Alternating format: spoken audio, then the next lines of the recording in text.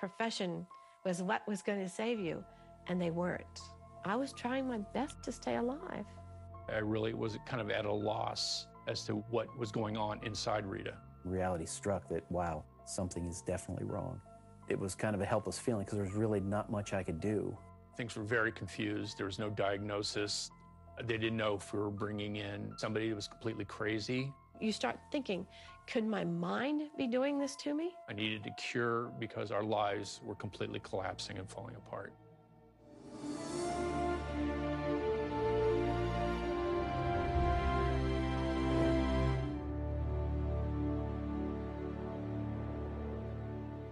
Have you ever suddenly become violently ill with no apparent cause?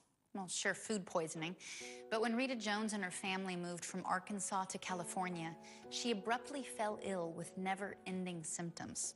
Extreme bouts of nausea, strange rashes, difficulty breathing, swelling in her eyelids and throat. Rita's entire body was in a state of rebellion, and nobody could figure out why.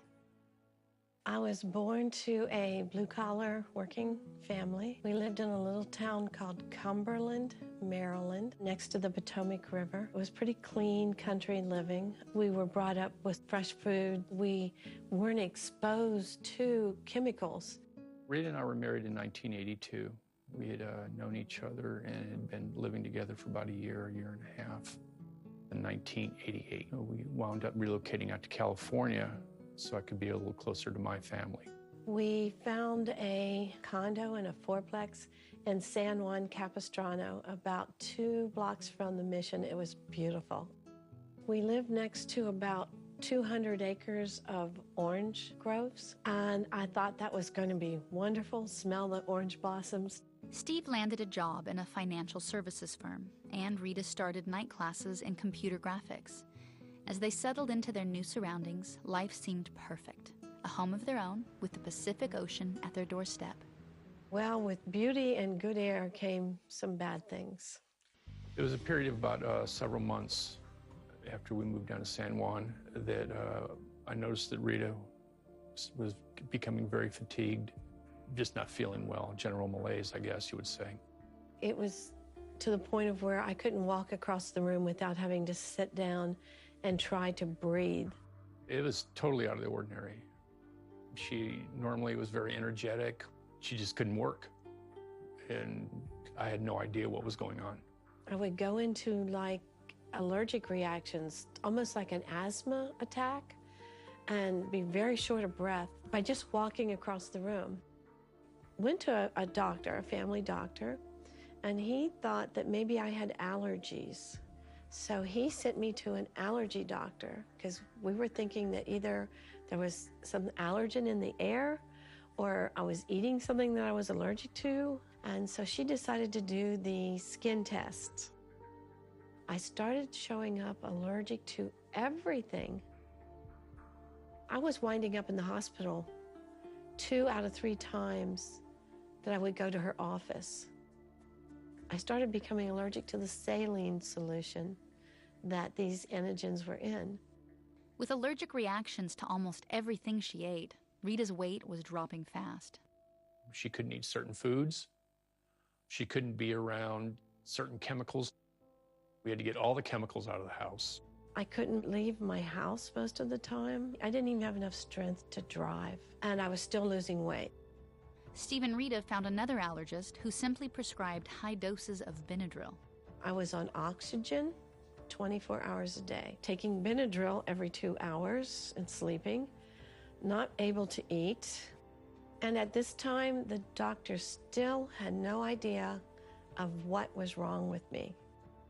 I lost all of my work.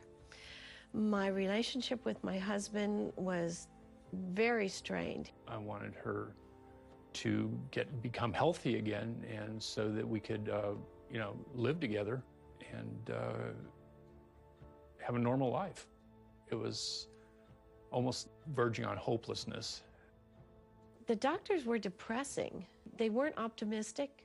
All they could do was offer me drugs that didn't work. And it was at that point I'm going, hey, is this mental? It was getting to the point of where I thought maybe I was crazy. I kind of had to wonder if maybe there was some depression going on, if maybe she missed the East Coast, she had been away from her family. I was getting worse and just getting worse, and he was trying his best. I had sent my husband downstairs to fix me something to eat, which at the time I was living on beef broth, and I just knew I wasn't going to live anymore. The doctor had given me his personal number, and I called him up and I said, "Doctor, I'm dying, and I'm dying now." Next thing I remember was being carried downstairs by my husband, and he was doing mouth-to-mouth resuscitation on me, and he was doing CPR.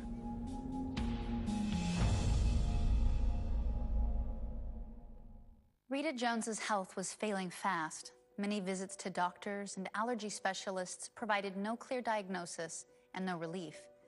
No one could unravel the mystery behind her strange combination of symptoms: nausea, rashes, and swelling. Her condition worsened, forcing her to drop out of school and quit her job. Early one evening, Rita's husband, Steve, found her lying lifeless on the bed. I called an ambulance. The paramedics came in, went upstairs, and put Rita on a stretcher, brought her back down. They put her in the back of the ambulance and took her over to Mission Hospital. I had over 5 episodes of where I quit breathing, sometimes went into cardiac arrest. Each time when I came back from those episodes, I had a different condition. The first time I was blinded. The second time when I coded, I came back and I couldn't move. Months earlier, at the allergist's office, Rita bonded with a nurse named Claudine, who quickly became Rita's advocate and ally. Claudine was at the hospital the day Rita was in the ER and noticed something unusual. She was the one who noticed that when they put the plastic oxygen mask over my face, I had even more trouble breathing. And then she also noticed that when they would resuscitate me and put airways in, that my tongue would swell and my throat would swell. And it dawned on her first that I was having a reaction to the plastic. Because Rita was severely allergic to plastic, doctors used glass bottles for her IV treatments instead of standard plastic bags. Even the plastic IV tubing was kept away from her skin by wrapping her arms in gauze. Extreme measures for an extreme case of allergies. Another thing that Claudine noticed, when I would fall asleep, I would have seizures and convulsions and sleep apnea. And so she noticed that if she would wake me up within 10 minutes of falling asleep, that I wouldn't go into this. I slept 10 minutes every hour, and that was all I got to sleep for weeks. And I would lay there and look at the clock, and I'd say, I can live for another 15 minutes. I can do it. And I'd watch that clock, and I'd have a seizure, or I'd have an episode or something, and I'd look up and I went, I did it. I lived for 15 more minutes. Anyone that's been in that situation might tell you that they know it's the end when the relatives start coming in. From the last time I saw her, it was a drastic change. No one could give me a good explanation. At that point, we just sat around the clock with her nurse, her son, and I. I'd pretty much given up hope that we were going to have a normal life again. They were getting angry. I couldn't understand why doctors were getting angry at me. In fact, I had a cardiologist came in, and he said, if you would eat, you would get better. I didn't know what to say. You can kind of think that maybe the doctors don't know what they're talking about. Maybe there's something else going on, but you want to care for your wife. I was trying my best to stay alive. I was just heartsick, I was depressed, I was desperate, and I needed a diagnosis. I needed to know what was going on. I needed a cure because our lives were completely collapsing and falling apart. Another doctor came in and said, we don't want to have anything else to do with you. And he walked out. The doctors didn't know what to do, and they suggested that she leave. What do? You don't have enough energy to lift your head off the pillow. utterly, utterly devastating. I didn't know if she's going to die. It certainly looked like she was headed that way. The only friend I had was Claudine, and she stayed there with me. As Rita's friend Claudine hunted for answers, she remembered a seminar that she had attended on environmental medicine, taught by a doctor in Dallas named William Lee Cowden. Claudine called me up and told me some of the things that were going on with Rita, and I said, this sounds like an environmental medicine case. So I said, go ahead and send her out to Texas. She'll become my responsibility once I see her in the hospital.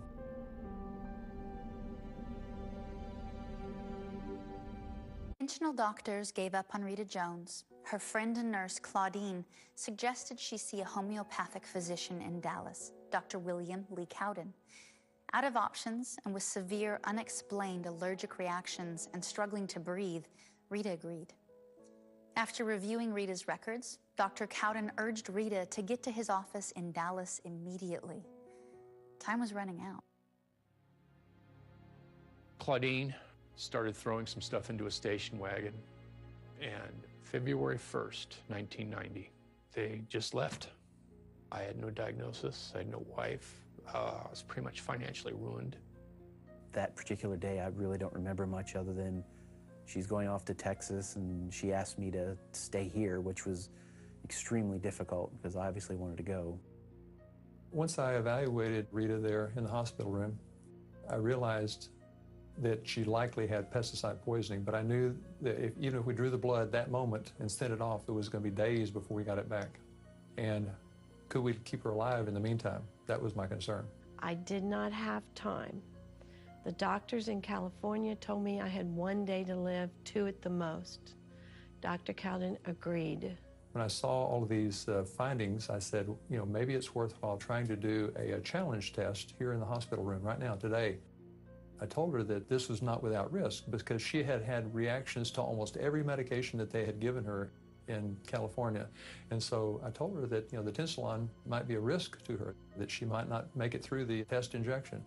But I told her I was also concerned that if she didn't do anything until we got blood tests back for the pesticide poisoning, that she might succumb some night from an apneic episode or a cardiac arrest. And so she weighed the possibilities and said, okay. Just give it to me. If I die, I'm going to die anyhow without it. So he did. And it was sort of like in the movies, nobody breathed. The whole room with the nurses and everybody it got quiet. And I was even quiet, waiting, okay, is this it? Am I dying? And we waited. And all of a sudden, I went, wow, what is this? She woke up, her eyes opened fully. She took a huge breath, a really deep breath. And she said, I haven't been able to breathe like that for months. And he started laughing. And then the whole room started breathing again, I noticed. And he just laughed, and he started shaking his head. He goes, I knew it. And you got to remember, this is a person who's been living 15 minutes, 30 minutes at a time. And this is the best I have felt in over a month and a half. I thought, wow, I'm going to live. And next found a oral form of that medication that would be longer lasting because the Tensilon only lasts for a few minutes. And so we found an oral product called Mestinon that lasts for at least 2 or 3 hours. Days later, the test results came back. And he came into the room, and he was just all smiles, waving this paper. He goes, I knew it, I knew it, I knew it. Finally, Rita had an answer to the mystery of her illness: pesticide poisoning. In the mid-'80s is when they started with the medfly infestation, and they were putting out statements that the malathion that they were going to spray was harmless. When I attended college, I was having to travel up to Los Angeles every night to go to classes. And this is when they were spraying over LA. We would walk out from class, and these big helicopters with long pipes on them would be flying over our buildings while we were in the parking lot, spraying these clouds of pesticides over us. Her severe reactions were nearly identical to the effect that the pesticide malathion had on a fruit fly. It shuts down the insect's nervous system and stops its ability to breathe. One doctor that has knowledge in environmental medicine will see an environmental medicine patient a mile away, but a doctor that has no experience in environmental medicine won't see anything about that. He'll think it's something else. Most people that have environmental illness, it's not one substance that's poisoned them. It's the sum total of all the environmental toxins that they've accumulated over years that finally cause them to have these symptoms. We'd painted, we'd fixed up the downstairs living room, we'd wallpapered, we had dogs, we had, I'd sprayed for fleas. There's household chemicals, and it started making a little bit of sense that could be what was going on. Improvement was never a drastic process except for that very first injection of mestinon. That was the most dramatic thing I saw from Rita in one short period of time. Dr. Cowden explained to me that in order to regain any kind of health, I had to eliminate these poisons and all the other garbage that was in my body. She continued to detoxify and get strength back, and she was able to walk on her own power. So he got me to the point of where now I am on a pill instead of IVs. I'm able to eat. We found 10 different foods that I could eat without having reactions. And he wanted to get me out of the hospital quick. She needed to stick close by because there wasn't anybody that she had found up to that point in California that could help her. And I didn't know anybody at that time that I trusted to turn her back over to in California to treat her. So I said, you probably just need to spend some time here in Dallas to recover. And I checked into a hotel with Claudine. In the beginning, for the outpatient detoxification, we used homeopathy because everything else that we tried, Rita would have a reaction to. Homeopathy is using a substance in a very dilute fashion, and these substances are having a quantum physical effect on the body, not a chemical effect. Rita would have a glass bottle filled with water, and that water had a minute amount of the substance that we wanted to detoxify from her. So we were using like to treat like. Dr. Cowden also gave Rita high IV doses of nutrients to help her body gain the strength to heal. He also prescribed chelation therapy to flush toxins and heavy metals from her system. She also got intravenous amino acids, other calorie-containing substances by vein, so she gradually gained back up to about 120 pounds under my care over the next several months. I was able to get enough money together to buy an old travel trailer, and we parked it in a RV campgrounds, and there's where I started to improve. To just walk 15 feet, I would just be like an asthmatic, and it would be horrible. I'd have to sit down on the curb, and people would come by and go, "Are you okay?" "I'll be fine, I'll be fine." So every day, I had to train myself to walk a little further. And the day that I made it all the way around the block was like, yay, celebration. I could breathe long enough to walk around the block. It came a point where I could hear something in her voice that was starting to get more positive. She was starting to feel better. And it was such a good feeling to know that you have a chance to live now. Rita faced further challenges over the next 3 years. The move from California to Dallas was stressful, but being close to Dr. Cowden was essential for her recovery. For the next 18 months, he administered frequent IV treatments of vitamins, minerals, and electrolytes. It's not that she's completely healed, because she still has some reactions to chemicals, some reactions to inhalants, some difficulty in functioning in her life. It can be a lifelong process to get to the point where you have absolutely zero symptoms under any circumstances. I hoped that she would continue to get better and that she would come on back and we picked up where we had left off. She made the final decision that she was not going to come back to California, that California had made her ill, and that she was going to stay in Texas or go back to Virginia. It was hard on me. I had to give up everything. Today I'm fairly healthy. I can dance again. I'm not going to be a rockette, but I can go out and, ballroom dance. I've been back to school. I've been raising my granddaughter, and that is a feat in itself. I've had her since she was 3 days old. I talk to Rita about once a month, maybe twice a month. We keep in contact, and she seems to be doing pretty well. 20 years ago, if you would have told me I would be sitting here telling this story to you, I'd have said you were crazy, because they told me I only had a day to live.